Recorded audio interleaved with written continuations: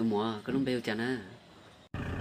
Ê, cũng lúc bê chơi húi giả li, tụi bê phế nào mà. Ê, có một quả sân đô của trái nè. Không có điều cho nó, chụp bộ lúc tay đuôn tao phế hồ thẻ của xa có xa.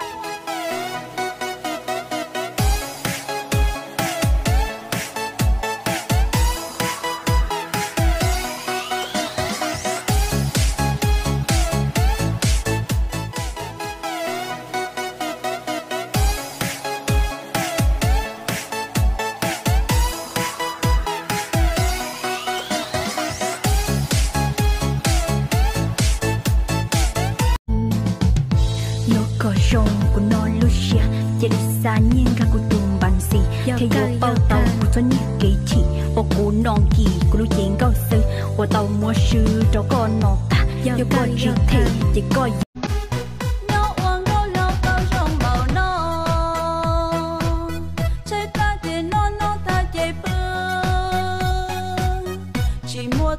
chỉ mua tu chế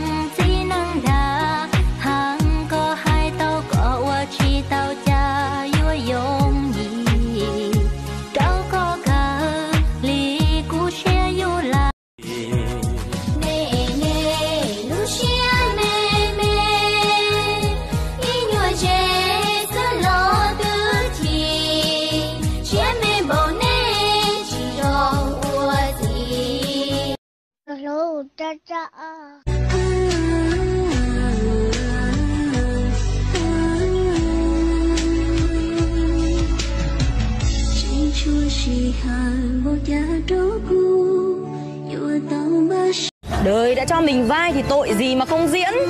Đúng thì làm nai mà sai thì làm cáo.